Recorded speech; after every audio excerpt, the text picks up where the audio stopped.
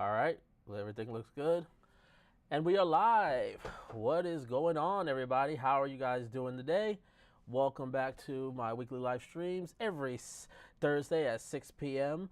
Eastern Standard Times, where we cover news. We go over over tutorials in terms of DaVinci Resolve, things that we can learn and grow as filmmakers.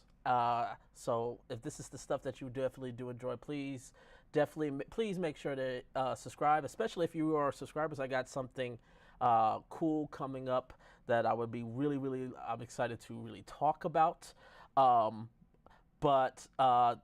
Yes, this week is kind of crazy. We got a lot of news to cover. Blackmagic comes out of nowhere and drops the price of their Ursa Cine kits for both the 12K and the 65mm 17K cameras, for at least the kits. I think the body onlys are the same, but that makes it even more interesting in terms of comparing those to the prices.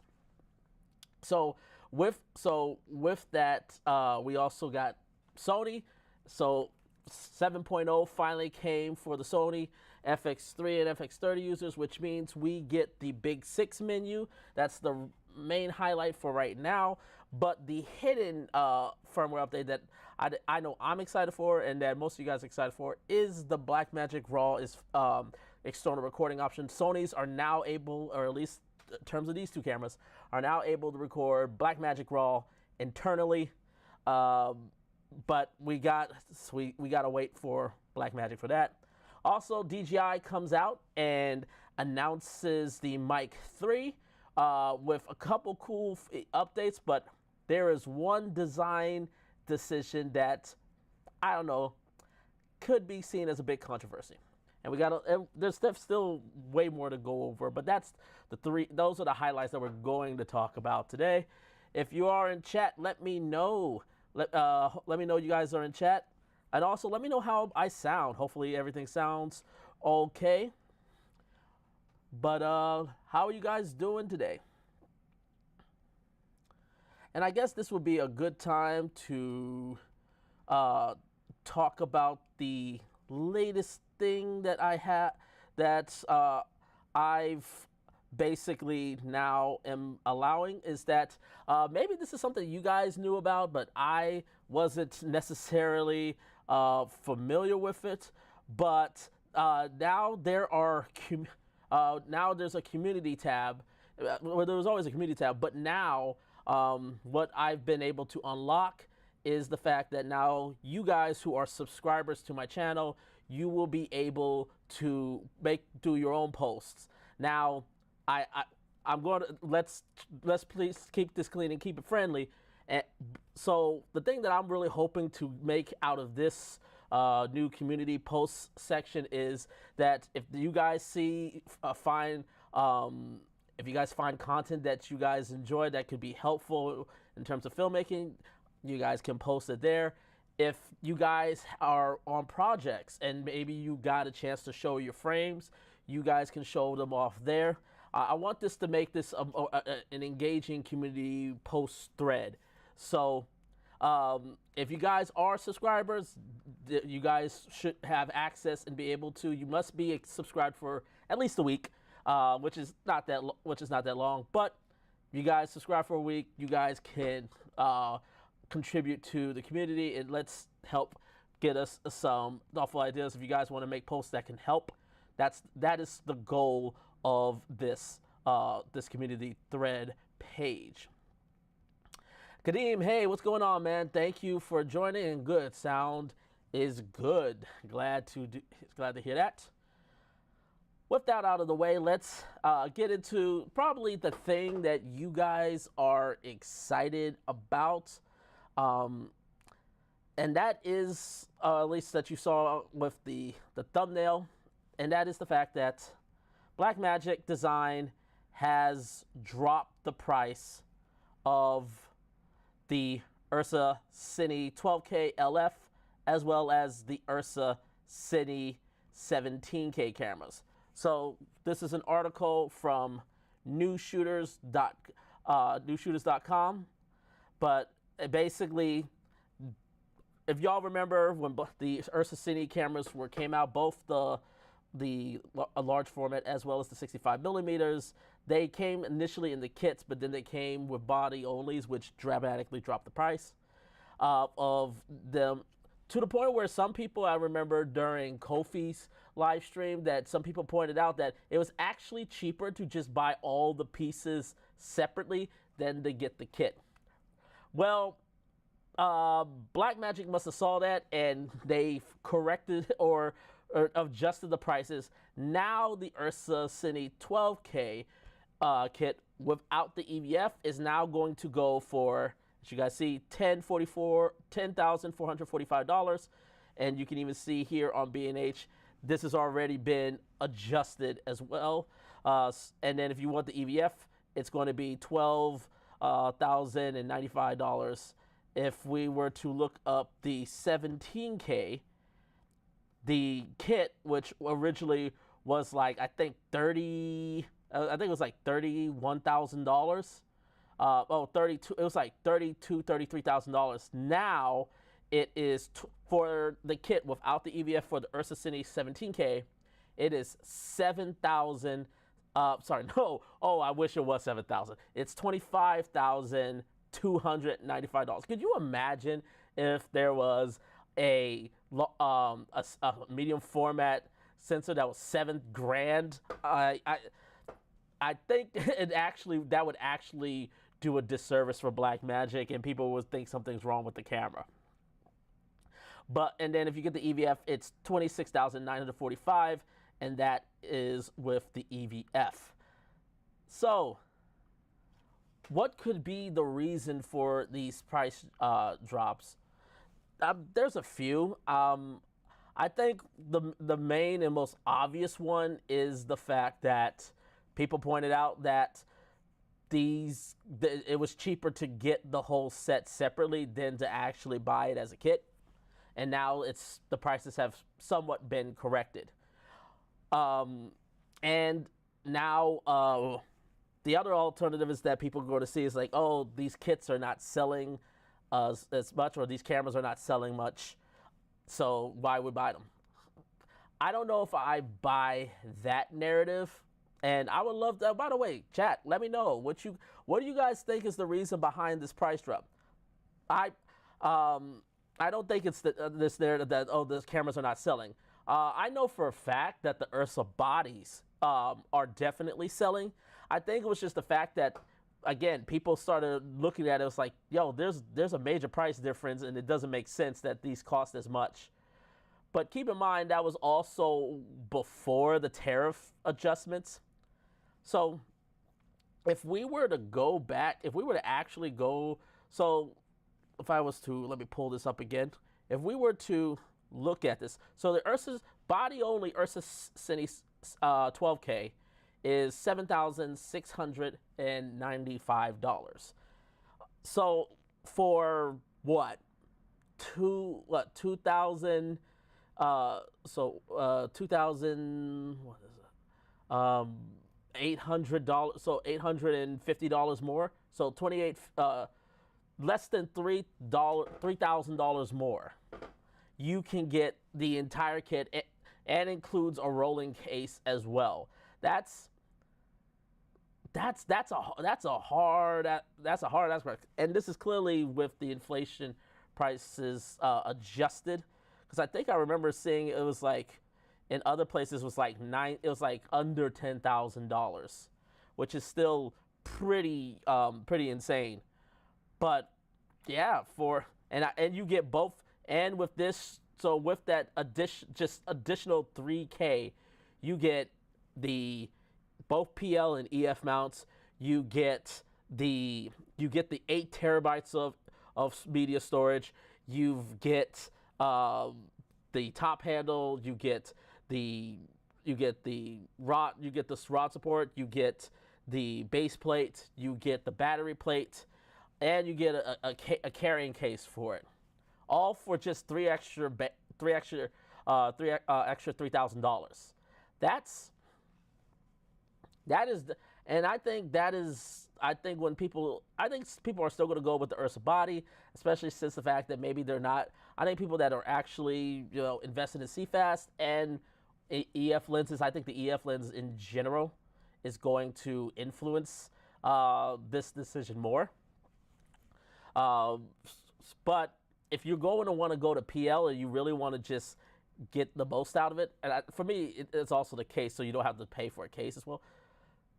For less than $3,000 more, that's not a bad offering in my personal opinion. That is not a bad offering.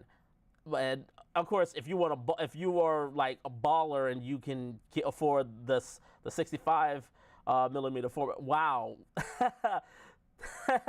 look at the price they're selling the Ursa Cine 17K with ARRI lens set.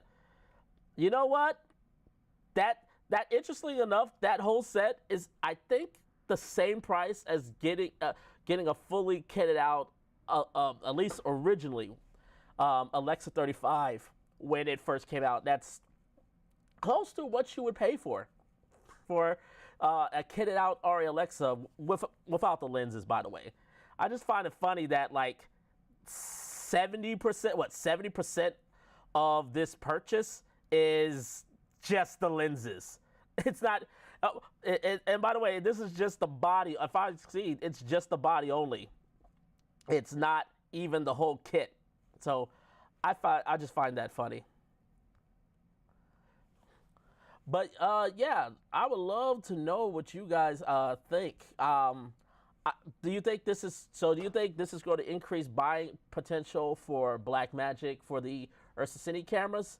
I think it's possible. Again, it all depends on the needs.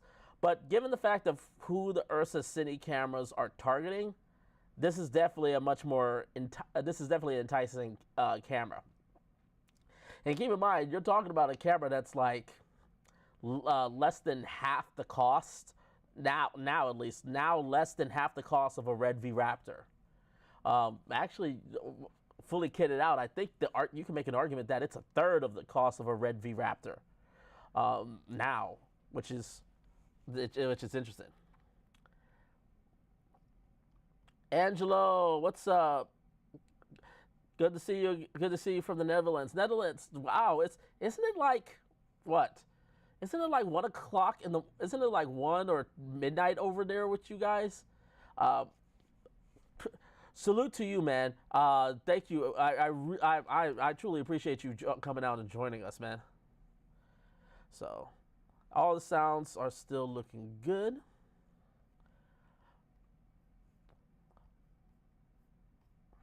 But yeah, I'll just let you guys know, I'm still going, me personally, as enticing as it is, I think my eyes are still on the Pyxis 12K, personally. It's just, the body design is just more to my liking. Yes, I know some people are going to are going to, complain about the lack of NDs, and it is kind of a bummer that there is no internal NDs, but it's not as big of a deal to me compared to, say, having just the body design. I really do love the body design, and I love that I can make it however I want to make it. So, and even though it's not the readout speed is not as fast as the Ursa Cine 12K, I feel like I can always, if there's a budget that's pretty if it's pretty big, if the budget's big enough, I would just rent out an Ursa Cine anyway. And for me, just as a, not necessarily as a solo shooter, but a shooter that works on smaller projects, the Pyxis 12K just makes more sense to me. Sorry guys. By the way, you might see a guest rolling around. Our cat has decided to make his appearance, but he's enjoying the sunlight so far.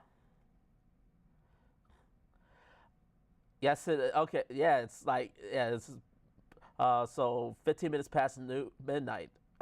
Again, man, thank you for taking the time to come out and join us here.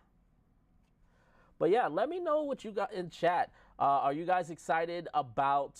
The price drops of the Ursa Cine 12Ks? If any of you guys were actually interested in these kits, was this something that you guys were interested in, and now is the price at a point that it might entice you to get it, or is it still way out of reach and you're looking towards either one of the more affordable options for Blackmagic or elsewhere? I would love to know in chat. What's my dream lens combo for the Pyxis 12K? Pyxis 12K. All right, I have two options because they enter different spaces. The first one, one's spherical, one's anamorphic. Spherical wise, my dream lens combo for the Pyxis is focal reducer, a Kip-on focal reducer, and Mamiya 645 lenses. You all right? My cat just fell off the window. Sorry. You good? You good? This is what you get for not paying attention. Sorry about that, people. Yeah, so spherical, my dream lens setup would be focal, Kip-on focal reducer and Mamiya 645 lenses. Probably the 45. Because it's close. Because I would love to see what 45 looks like on medium format, and because if you guys were here for the last stream, y'all know 40 millimeters is like my hero lens. So seeing 45 millimeters on a medium format would be ideal. And then anamorphic. Ooh, that's tough. Anamorphic. Now, what I don't know what the dream is, but what I would love to try, and I know I would try to see and get my hands on, because I do got a contact with Laowa. I would love to try the Nanomorph LFs. I know some people will say they're too clean or too clinical. I think the series are way more clean and more clinical than the Nanomorphs. But what I saw of them when I was at B&H Build, so far they're my favorite anamorphic lens, and they fit what I look. Everybody's different, you know, and you shouldn't knock it away. For me, yeah, anamorph, the Laowa Nanomorph LFs for my anamorphic answer for right now. And then the Kip-on focal reducer with the Mamiya 645 45 millimeter Secra C lenses. So that's me. But what about you guys? What would your dream lens combo with the Pyxis would be? Kadeem says it's way out of reach.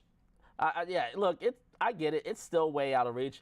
But I'm totally fine. I just look at it like I still remember the days when Canon had a C300 Mark II for $16,000.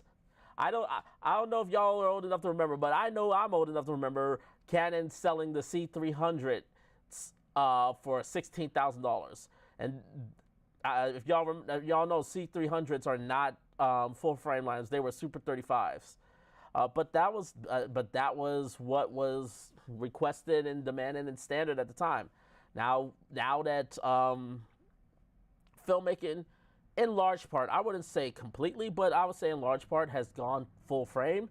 I just look at that. I'm like, compared to what we used to get, it's like when you see how much things cost. Like, shoot, y'all. Do some of y'all even remember the Canon C700? That was $30,000. Who knows? But yeah, no. But look, it's still a lot. It's still out of price range for a lot of people. I will say though, also because while I do love the image out of these cameras, this is actually now cheaper than the Kinefinity cameras.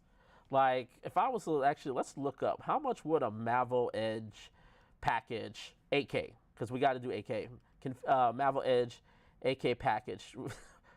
Okay, hold on. Let me get this and let me pull this up. So right now for a Infinity Essential, this is the Essential 8K Essential package. It is $16,499. But what do we get? Let's take a look. So from the picture, so we get the body. You get a 5-inch, the 5-inch Kinemon. You get three media cards. One of them actually has like a terabyte in it. The other one you have to buy it. You still have the other two. You still got to buy the media. You get two connection cables that connect to your computer for the media. You get two 150-watt batteries, V-mount batteries. You get two grip back batteries, style batteries. You get two batteries for the kit. You get the connection cable for the monitor, and then you get the mocam cage. So a lot, but $16,500, and that's the Essential. Does this even come with the mount? I don't even know if this comes with the mount. Oh no, yeah, it only comes with the Kinemon mount. So it looks like it comes with the Kinemon mount.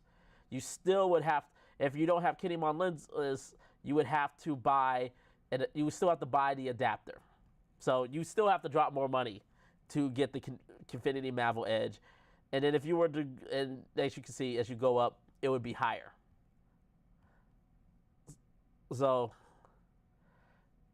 that's basically the way it is. Kadeem says, we don't have insurance for those plants. No, we don't. No, we don't. So if it goes, it goes, and that's on him. So I think he's learned his lesson, but I think he's learned his lesson and has moved away. The dream lens for the Pyxis would be the Alls 40 and 75. Okay, yeah. Look, the Alls altogether are the Pyxis 12K is my in-game camera, and the Alls would be, in terms of my professional line of work, are my in-game set of lenses. However, if I was to, that's for me, for work. And that, I would love those for my work and my working business, and I would just love them individually. But just me personally, just the ability to take advantage of medium format lenses and get to use them in its full capacity. That is the reason why I was saying the Mamiya 645s. But let's get ready to move on. And let's go on to Sony. So Sony shooters, are you in that? Any Sony shooters are in the chat? Everybody says, watch, they're going to be like, no, hell no. We all gone to Lumix now. Is Lumix Gang in the house? I mean, what cameras are you rocking? I don't really care, and it doesn't really matter, but I would just love to know, just to see how many people are going to be actually interested. But we did get an update today. Well, not today, a few days ago. And that is the fact that Sony is now, hold on. So we did get an update, and that update is now that the versions, this actually should be version 7 for the FX3. Or maybe it's version 6 for the FX3A. But basically, we got a firmware update for this camera and the FX30. And with this, the big one that everybody's gonna be, there's 3 big updates with this. The first one is that we got the BIG6 menu that is in the Venice and the Venice, the Venice and the FX9, and I think the FX6 got it too. Yep, yeah. So I actually haven't put on the BIG6 yet, so I'll take a look at it. I don't know how much I would use. I'll be honest with y'all. I don't know how much I would use the BIG6 menu, mainly because I typically still like to either work with the small, and if I do rig this out, I'm not operating the camera system here.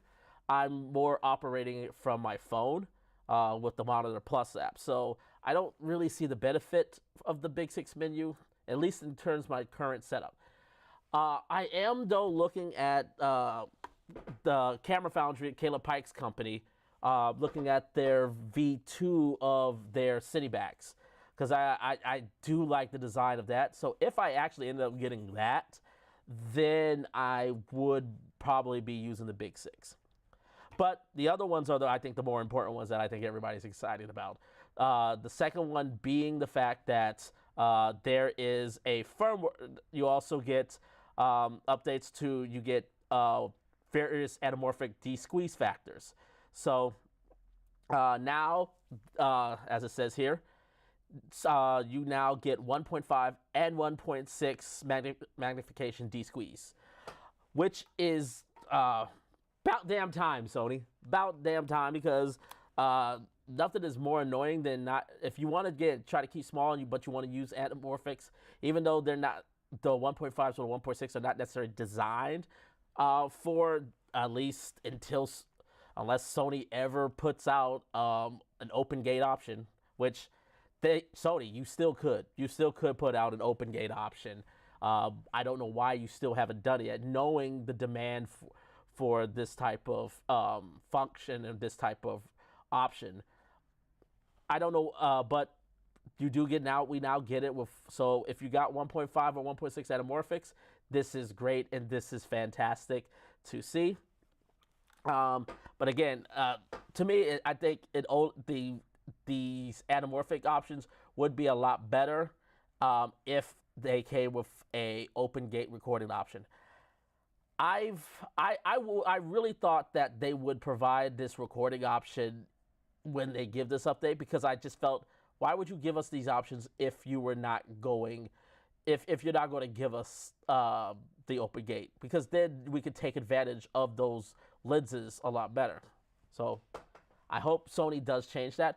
But this is the one that, to me, is the one that I'm really excited for. So now you have raw video output via HDMI external recording to Blackmagic RAW has become possible. So now with your Sony FX3, your FX30s, the FX6, you have to wait till next year. Let me double check, because maybe they updated. No, it's just, yep, FX3, FX30. So FX3, FX30, we get Blackmagic RAW external recording options now. Unfortunately, Blackmagic has not updated the video assist just yet, though I'm almost entirely sure that they're going to update it very, very soon. So just keep an eye out for it when that update becomes possible. But the raw option is there. We're just waiting for Blackmagic, and I'm actually going to try to reach out to Blackmagic themselves to see if I can just get a loaner of a video assist loaner, so I can try out this feature when they actually activate it. So I'm really excited about it, because look, yes, you've had ProRes RAW, but I edit in DaVinci, so ProRes RAW is kind of useless to me. And Blackmagic RAW would, to me, I much prefer the functionality of Blackmagic RAW than I do ProRes RAW. So finally getting that in an FX3 is awesome. So let's pull this back and let's go to chat. So let's go to chat. FX30, FX3, FX6. So the FX6 does not get this. I don't know if you're talking about the firmware. If you're talking about the firmware, Kadeem, the FX6 doesn't get this. Not yet. Or maybe you're talking about the BIG6. So the BIG6 may, if that's true, okay, cool. If you're talking about the firmware with like Blackmagic RAW and stuff, for some strange reason, Sony decided to announce that like a year and a half in advance. But the FX6 doesn't get it till next year. Flip Michael Safri, thank you for joining our channel. Thank you for joining my live stream. Well, I have the S9 since 3 weeks, and somehow I love the camera, and I have so much fun using it. Totally underrated camera for the price. The fun is really there. Hey, man, you having fun? That's the most important thing. If you're enjoying yourself with whatever camera it is, that's good. And the S9 like does a lot for a little guy. I don't know. It's just, I think it's more of the body design. It's just not for me. And that's, again, but that's me. If you're loving it, you're enjoying it, man, that's the most important thing. So if you're glad to hear that, man. Glad to hear it. Which video system monitor? So only the 12G HDR monitor. So either the 5-inch 12G HDR or the 7-inch 12G HDR, which I believe the 5-inch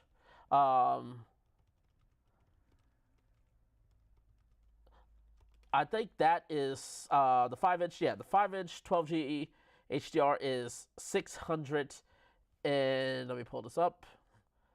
It is $685. So that is the cheapest of the options that you have.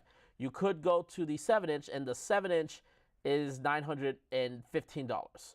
So if you're going to record to Blackmagic Raw, you have to use one of those two options for your Sonys.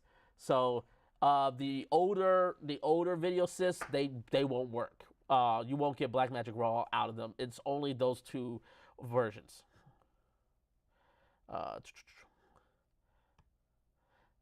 Yep. Yeah. And as Flip and as Flip Michael Savary says, sorry, I keep saying Flip. Philip. Sorry. I apologize, man. But as Philip says, yeah, either the 5-inch or the 7-inch. Those are the ones that you would use. So, is the latency good on these monitors? They're as good as HDMI. I'll say this: they're as good as HDMI monitors go. I know some monitors are a little bit better with their HDMI inputs, but with HDMI there's always a delay. There's just always the delay for the majority of part. So I don't know the exact number in terms of the latency, but if you're going HDMI, which you have to with the Sony cameras, there is going to be a latency. It's going to be decent, a decent latency, but it's still going to be a latency. Cat's back and going to the window, so we'll see. But yeah, wish I had a better answer for you, Kadeem. But yeah.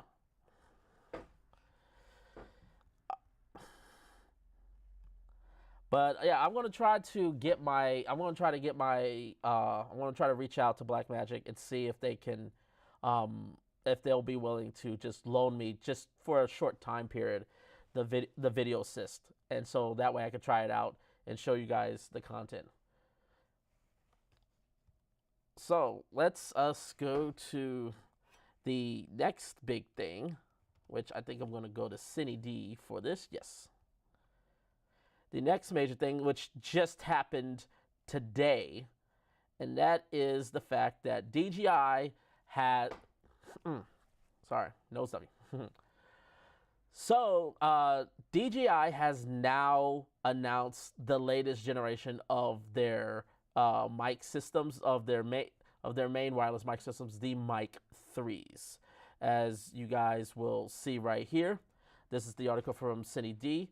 DJI comes with the support for there's some pretty good features, I will say, about that. So we got supports up to 4 transmitters and 8 receivers, as well as precise time code.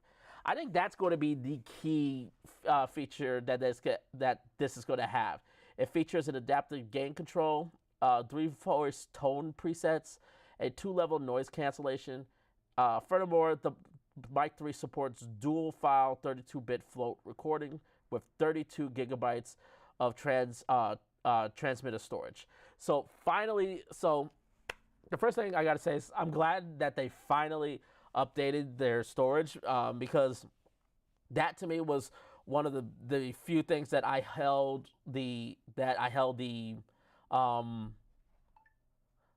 was one of the few things that I held the Rode Wireless Pros over the DJI mics. Well, there was several things that I felt the Wireless Pros were better at than the DJI mics. So I'm interested to see. The main thing for me is the audio quality, because I know how popular the DJI mics are, but I personally was just never a fan of the audio quality that came out of them. Even in the 32-bit float, I wasn't a fan of them. Sorry, this cat is just like, what are you doing? Why are you now trying to act out while I'm on the stream? Give me one second, guys. I'm sorry. Let me just have him taken care of real quick. You.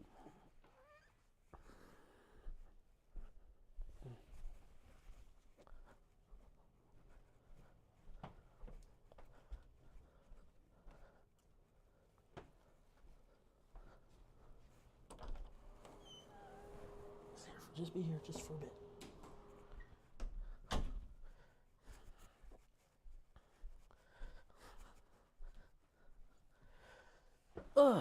Sorry about that, fellas. Sorry, other people. But yeah, so that was the big thing. So I'm hoping that will be better. I think the big thing, and they've kind of solved arguably one of my biggest gripes with these smaller wireless mics that offer timecode, and that is, I don't really understand the point of timecode in terms of having it connect to only one receiver. Because the point of the timecode is that you can plug this into multiple devices and sync them up. It's not just plug it into one single camera and then timecode.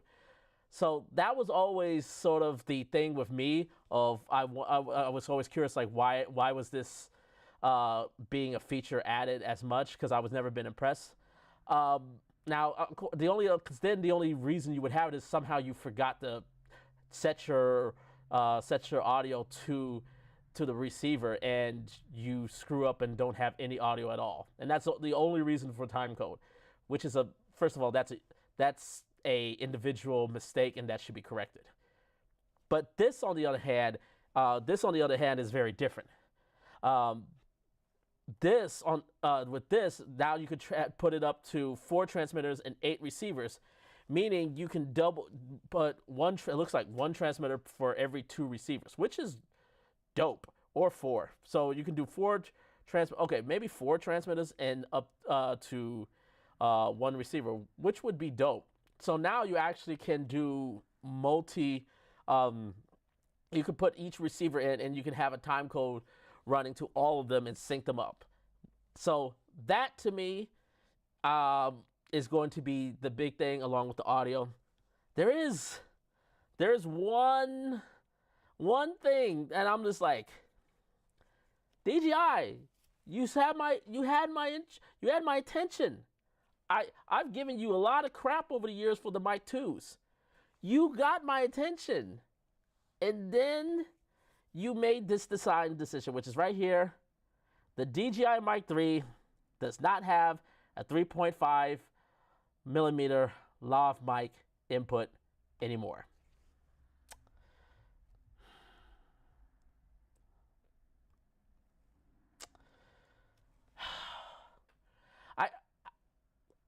I don't know. I don't understand this decision.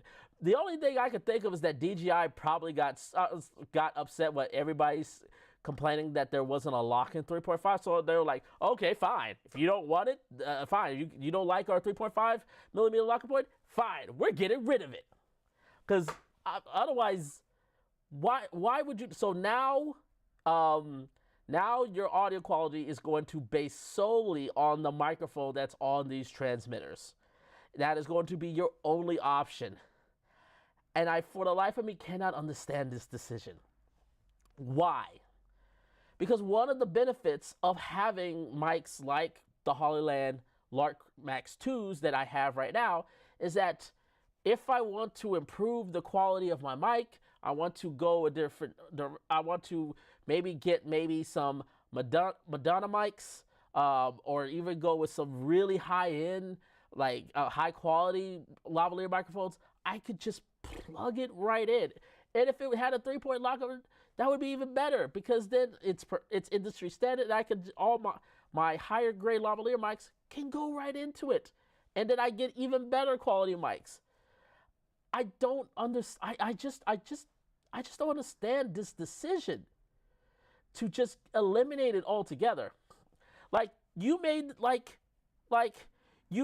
the decision to get rid of a critical, to me, I would deem a necessary feature for any wireless microphone, yet you still decide to keep your logo on here. The thing that everybody, I mean, like, you still decide to really just like boldface put your logo on here. Like, I can't, like, that was the other thing. It's like, it's just the huge branding thing. It's like, yes, and now it's just not as bold-face in your face like the Mic 2s were. But yeah, this decision, I am not happy with this decision. To just move away from 3.5 millimeter jacks, I'm like, I wonder what is the reason. So, let's read more into the article. So here's what City D says. First, let's talk about the transmitters. TX, by the way, if you want to read the whole article on your own, go to cityd.com to check it out. Weighing 60 grams, the Mic 3 transmitter is fairly compact. The microphone angle can be flexibly adjusted with a detachable rotated clip. It can be worn.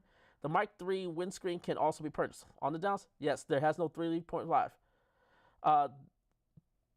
So I guess they're thinking maybe there's going to be a pro version of it, but still, that's such a weird reason.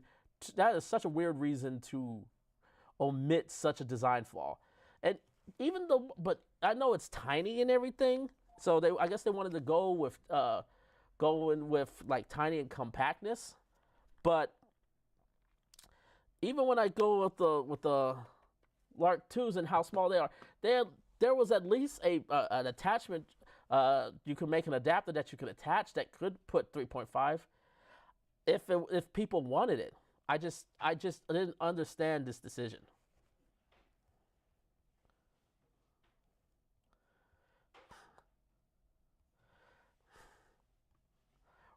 Robert says, you can have up to 4 transmitters and up to 8 receivers. It is basically a multi-camera interview setup. Yeah, absolutely. Totally agree, man. Totally agree. That's the best thing about it, is that it's totally an interview setup. I just wish I could use professional lavaliers with it. But no, I think that's to me its biggest selling point. It really seems like an upgrade to DJI Mic Mini instead of the DJI Mic 2. I do agree. Yeah, I feel like this was something like originally it was supposed to be for the Mic Minis, but they were like, we've put too many cool stuff in here, and people are going to look at this like, what is going on with the DJI Mic 2? I think they were trying to avoid the whole Sony thing where they put all the cool stuff and more affordable stuff, and then everybody's looking like, what the heck? So they were just like, we're just going to call this the Mic 2s.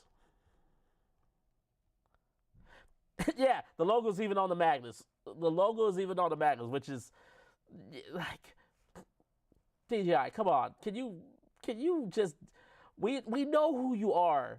I don't need to be a walking salesman for you either. We know who you are. Can you, like, I'm not here to be a walking branding thing. But look, guys, even though technically Hollyland actually has the logo on it, but the way it has it right here, like right now where I have the clip, again, I still sound good, as everybody's mentioned, but I'm not looking like I'm a big walking advertisement for Hollyland. This like guy, like Road, I'm looking at you, Road 2. This is what you guys should be achieving. Not like we don't want to just be branding for you guys.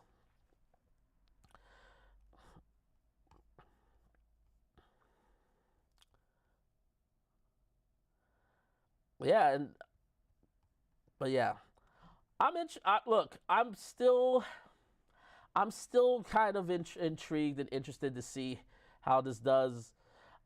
Personally, if I'm going, I'll be honest. If I'm going with a multi-cap suit, I would still go with something like a mix pre. Go with some sort of like mix, like sound device or some sort of field recorder, and get different multiple lavaliers that go to it and run it into there, then to try and then get actual time codes. Like this in theory works, but just losing that 3.5 millimeter port, just I don't know. I don't want my subject, because now you don't have a choice. It's not like before where you kind of could hide the transmitter somewhere, like keep it away, that you're not having to be a big walk-in advertisement. Now you have no choice because there's no lavalier port. You have to. DJI saying you are going to be our walking advertisement, and you're going to love it. So clearly this is just mainly for content creators, because to me at least, I know that some people are gonna. I know especially advertising companies that some of them I work for, and people that I know work for various different ad companies or ad agencies. They're going to have a big problem trying to use these microphones, because there's no way to hide the logo anymore. So yeah, I think that was a poor decision making on them. But let's go to chat. Chat is all quiet. So I don't want to keep you guys. I want you guys to enjoy your Thursday evening. Is there any last question? I'll keep it open for like a couple more minutes. If nobody asks any more questions, but I'm gonna leave it open for you guys. Let's look towards the following week. So next week, I'm gonna just let you guys know. Next week's streaming is, I'm probably gonna delay it by either a day or I'm gonna have it Saturday. So I haven't decided yet, but I'm not gonna be able to do it Friday. I'm like literally going to like 3 different networking events next Thursday. So I'm basically busy and slammed all day, and I wouldn't be able to do this streaming on my normal Thursday time. So I'm looking towards Friday or Saturday. If you guys let me know which day you guys are working, either you put it in the comments once this thing goes live, or you can or you guys can like leave it in chat and just let me know what day you'd love to have me come back on this. But yeah, I'm really excited about this the new community page. So yeah, I'm gonna definitely be posted there. And again, anybody who's a subscriber, definitely try to join in and try to contribute. I want to try to break this. I want to make that community post a place where people can engage with one another, can learn, and all grow. Also, if you guys see some news that may catch your eyes that you may be interested in, and sort of I mean doing videos about, put it in that community tab right there. Let's not drop anything crazy on there. I'm going to trust you guys, which trusting the internet has never worked well, but I think I can trust you. Again, if you want to join, if you want to contribute, just all you have to do is just be a subscriber. So yeah, definitely. And we're almost if you're not a subscriber and you're in the stream, you should go ahead and subscribe. Also, we're almost to 5,000 subscribers. I'm literally like 9 subscribers away from 5,000 subscribers, which is what I've been the halfway to what I've been aiming for so long. I'm still on my way to try to make it 10,000 subscribers by the end of the year. it's going to be hard fought, but I'm going to do whatever I can to try to make it that way. Angelo asks, why do you like Mamiya 645 lenses? These are old lenses and the image circle is bigger than the Fujifilm X GFX format. Great question, man. Why do I like them? There's a few things I love about them. Number one, there's a unique sharpness to them. They can render out a good amount of resolution, which is really good, which is really cool. They are old lenses, and it's a lot of times it's hard to find them in good conditions, but if you can, that's always a great thing. And while they are larger than the GFX, but when you put the Kip-on focal reducer on either like anyone that's a 0.7 on a full frame camera, and also a true 3x2 open gate, you can utilize almost the entire that whole entire real estate. So you get to use that. So in that sense, you actually can turn something like a Pyxis 12K or a S12 or a cinema camera 6K or an Ursa. You could turn an Ursa Cine 12K. You just need to use the PL Kip-on adapter, which is expensive as hell. But you can make those. You can all of a sudden get an image that is larger than a GFX camera. So really, and just to play with that play with something, an image that large, that's the reason why. In fact, if you really think about it, you would get an image if you use 3x2 open gate on the Pyxis 12K. You would actually get an image that is larger with that focal reducer. You actually would get an image that is larger than the Ursa Cine 12K. Let me say that again. If you were to use the Kip-on focal reducer with the Mamiya 645 lenses, you would get an image that is larger than the Cine 17K 65mm. And the reason being is because while the Pyxis 12K is a full frame, and the 17K 65 is larger, it's only larger in width. The height of the Pyxis 12K and the Ursa Cine 17K 65 is the exact same. So if you were to put a focal reducer on it, it would actually be taller than what you would get with the Ursa Cine 17K. And you would get essentially the same width.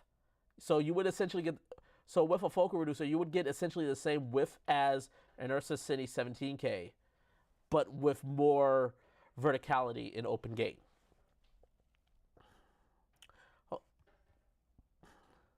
Robert asks, maybe City D is right, and there is a DJI Mic 3 Pro, which is the real sequel to the DJI Mic 2. DJI has played around with names like this before.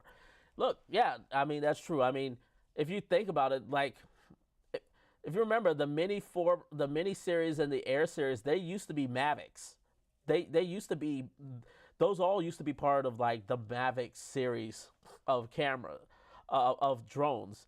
And then they just dropped the I think once they went to the Mavic 3 Pro, they just dropped the Maverick name and they just became the Air series and the mini series. Yeah, so absolutely true. Look, it's very possible. Like I said, I think they just realized that this was supposed to be the Mic Mini 2, but they made this so good that they had to call it the Mic 2 series, a sequel to the Mic 2s. Otherwise, a lot of people would think, why are you making a better microphone system than the Mic 2s? But that looks like that has quieted down. And again, I don't like to overstay my welcome. I still appreciate every single one of you guys that join my stream. Again, I'm going to try to do this every Thursday, except next Thursday. Again, I'm going to either do this next Friday or next Saturday, depending on which would be the better option. But thank you guys for joining me today. I really enjoy. Wait, hold on. We got one more question. I'll get this one last question. Have you tried Pentax 645, Contact 645, Bronica ETR? I have not. I haven't not. So yes, I'm not familiar with the image quality of this. I've tried the Mamiyas, and I love the image looks out of the Mamiyas just personally. So I'm just going by my own experience. So with that, we're just under an hour. With that out of the way, thank you guys for watching, and I enjoy your time. I'll hope to see you guys next week. And as always, until next time, take care, everyone.